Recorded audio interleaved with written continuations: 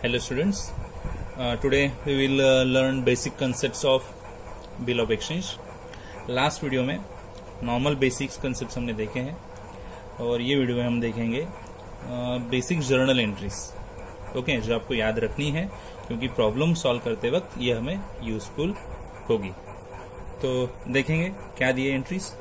Journal entries for drawer.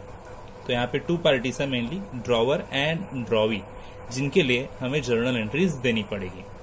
तो पहला person drawer हम सिलेक्ट करेंगे और उनकी जो भी एंट्रीज है हम यहाँ पे देखेंगे. तो देखिए एंट्रीज क्या रहेगी. सबसे पहला ट्रांजैक्शन आप देख सकते हैं यहाँ पे, गुड्स सोल्ड ऑन क्रेडिट. तो सबसे पहला ट्रांजैक्शन होगा गुड्स क्रेडिट पे सेल हो गए. तो फिर एंट्री क्या आ सकती है. तो एंट्री देखो आपके सामने लिखी है, drawee account debit to sales account. वैसे भी सेल ये इनकम होता है और इनकम हमेशा क्रेडिट में आते हैं क्योंकि नॉमिनल अकाउंट का रूल है debit all expenses and losses, credit all income and gains. क्योंकि सेल इनकम है तो इसीलिए क्रेडिट में आ गया और जिसे सेल करे उसका नाम पर्सनल अकाउंट डेबिट किया जाएगा. Drawee account debit to sales account, ये आएगी सेल क्रेडिट पे होने के लिए एंट्री. जब क्रेडिट पे सेल होगा तभी तो बिल बनने की एंट्री आ सकती है. बिल बनाया जाएगा और बिल एक्सेप्ट भी किया जाएगा. याद रखना, बिल ड्रॉन के लिए एंट्री नहीं होती है. जब बिल एक्सेप्ट होगा तभी एंट्री आएगी. तो एक्सेप्टेंस ऑफ बिल, इसके लिए एंट्री है ट्रांजैक्शन के लिए क्या होगा, बिल एक्सेप्ट होगा. यानी बिल एक्सेप्ट होगा तो बिल को स्पेशल नेम दिया जाएगा, ओनली बिल नहीं बोल सकते. तो ड्रॉवर की पॉइंट ऑफ व्यू से हम जा रहे हैं. ड्रॉवर बिल क्यों बनाएगा, क्योंकि उसे सेल जो क्रेडिट में किया है उसका पैसा उसको चाहिए. तो बिल बनाया जाएगा क्योंकि बिल के माध्यम से पैसा रिसीव किया जाएगा. तो इसीलिए बिल को स्पेशल नेम रखा जाएगा ड्रॉवर की पॉइंट ऑफ व्यू से, bills receivable account. Bill receivable account क्योंकि बिल का पैसा ड्रॉवर को फ्यूचर डेट में मिलने वाला है. बिल बनाया मतलब क्या, क्यों बनाया बिल, क्योंकि सम सर्टन अमाउंट जो है वो ड्रॉवर को फ्यूचर डेट में मिलने वाली है जब बिल की ड्यू डेट आ जाएगी. तो बिल की अमाउंट रिसीव होने वाली है ड्रॉवर के पास, इसीलिए bill receivable account special name आ जाएगा. तो बिल रिसीवेबल अकाउंट डेबिट बनेगा. ट्रू जो ड्रॉवी है यहाँ पे उसका नेम आएगा ड्रॉवी अकाउंट.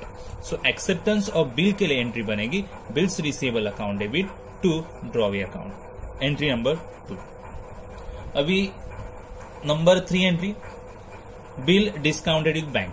अभी ये एंट्री हर एक प्रॉब्लम में तो नहीं हो सकती, इसीलिए मैंने यहाँ पे एंट्री को स्टार किया है.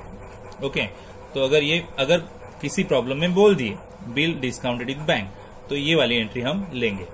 तो देखिए एंट्री क्या होगी, बिल डिस्काउंट विद बैंक. ये कंसेप्ट हमने देखा है. एक तरह से मैं अपोजिट एक नेम बता सकता हूँ इसके, बिल डिस्काउंटेड विद बैंक मतलब bill sold to bank. Bank को बिल सोल्ड किया जाएगा एक तरह से.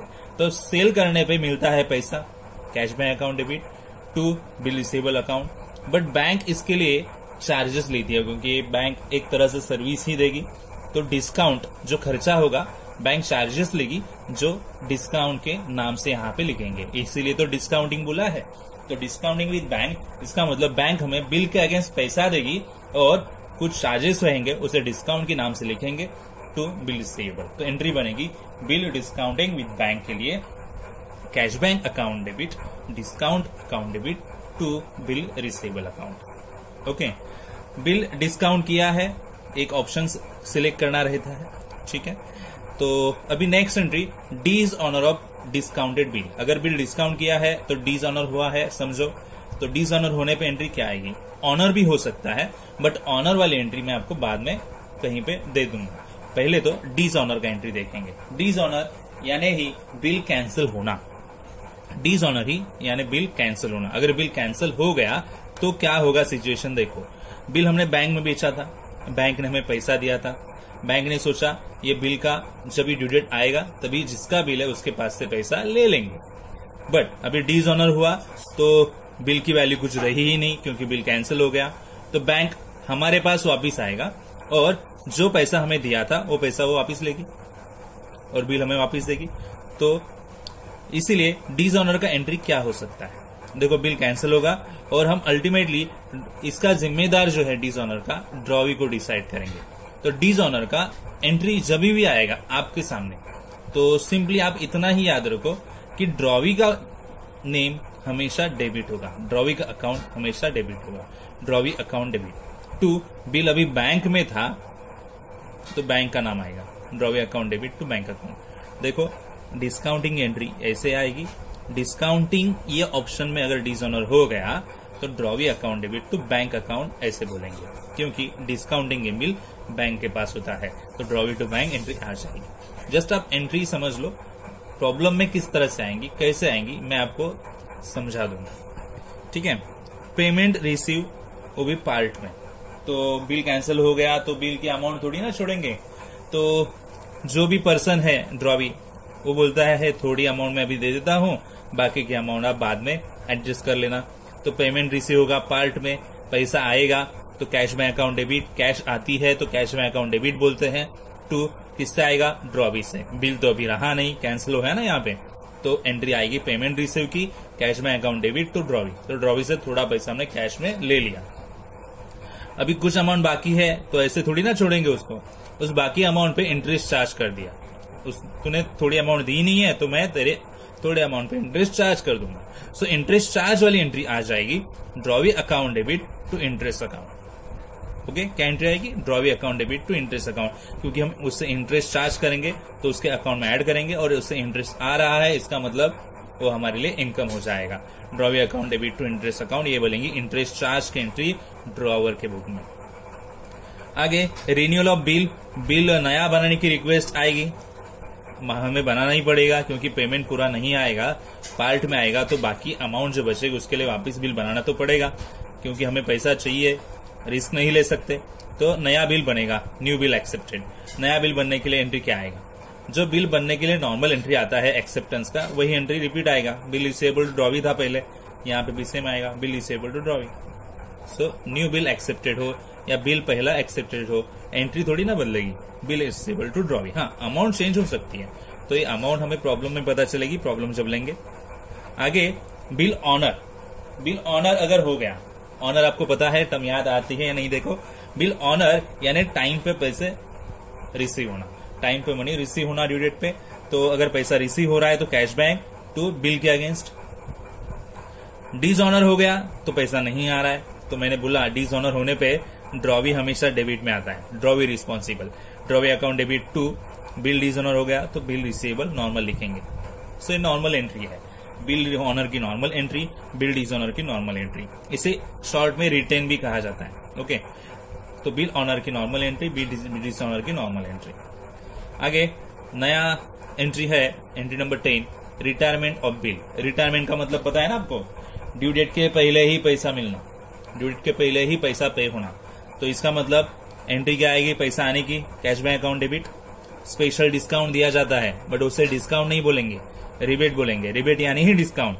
तो रिटायरमेंट में एंट्री बनता है cash bank account debit, rebate account debit to bills receivable account. ठीक है, तो ये 10 एंट्रीज हो गया, और भी एंट्रीज है हम आगे डिस्कस करेंगे। नेक्स्ट एंट्री है इंसॉल्वेंसी ऑफ ड्रॉवी। इंसॉल्वेंसी मतलब इनकैपेबिलिटी टू पे द मनी। ड्रॉवी की ऐसी सिचुएशन हो जाएगी, वो सिचुएशन में पैसा वो दे ही नहीं सकता, वो इंसॉल्वेंट हो जाएगा, बैंकरप्ट हो जाएगा, उसके ऊपर कर्जा ज्यादा होगा और इनकम कुछ भी नहीं रहेगा उसके पास, तो पैसा दे ही नहीं सकता। ऐसी सिचुएशन जिसमें वो डूब जाएगा। ओके, मतलब फाइनेंशियली, सो वो कुछ भी पैसा पे नहीं कर सकता, इसका मतलब है इंसॉल्वेंसी।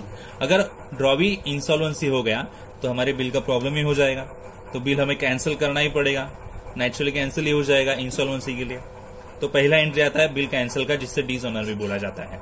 एंट्री बनेगा ड्रॉवी डेबिट आया, देखो आगे बिल डिसऑनर हुआ तो ड्रॉवी डेबिट तो बिल रिसीवेबल नॉर्मल एंट्री बन चुका।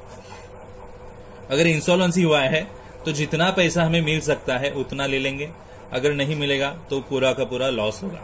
तो पार्ट अमाउंट रिकवर होगा और पार्ट अमाउंट बैड डेब्ट्स कहलाएगा, यानी लॉस, जो हमारा लॉस होगा वो बैड डेब्ट्स कहलाएगा। तो cash bank account debit, loss कहलाएगा वो bad debts account debit and to drawee account. Entry बनेगा cash bank account debit bad debts account debit to drawee account debit. So ये एंट्री बनेगा। थोड़ा अमाउंट तो मिलेगा, जो मिलेगा वो ले लेंगे। पूरा का पूरा लॉस होने से अच्छा थोड़ा अमाउंट रिसीव कर लेंगे, क्योंकि इंसॉल्वेंसी है, इसका मतलब कुछ भी नहीं दे सकता। अगर उसकी प्राइवेट प्रॉपर्टी बेच दी गई और उसमें से थोड़ा पैसा अगर मिल रहा है तो हम ले लेंगे, छोड़ेंगे थोड़ी ना। So cash bank account debit, bad debts account debit to drawee account. तो जो कुछ मिल रहा है वो हम ले लेंगे, छोड़ेंगे नहीं। ठीक है। अभी एंट्री नंबर 12 मैंने स्टार किया है, पीछे भी स्टार था, यहाँ पे भी स्टार है। इसका मतलब स्टार वाली एंट्रीज याद रखो कि वो चेंजिंग हो सकती है। ओके, तो चेंजिंग कैसे, जैसे प्रॉब्लम आएगा आपको वैसे पता चलेगा। अभी कंसेप्ट वाइज एंट्री देख लो। Bill send to bank for collection, तो ये भी ट्रांजेक्शन हमने डिस्कस कर लिया था बेसिक में। Bill send to bank for collection, bill bank के पास कलेक्शन के लिए भेज दिया गया। तो बिल भेजा तो बिल की एंट्री क्या आएगी, bank for collection account debit to bill receivable account.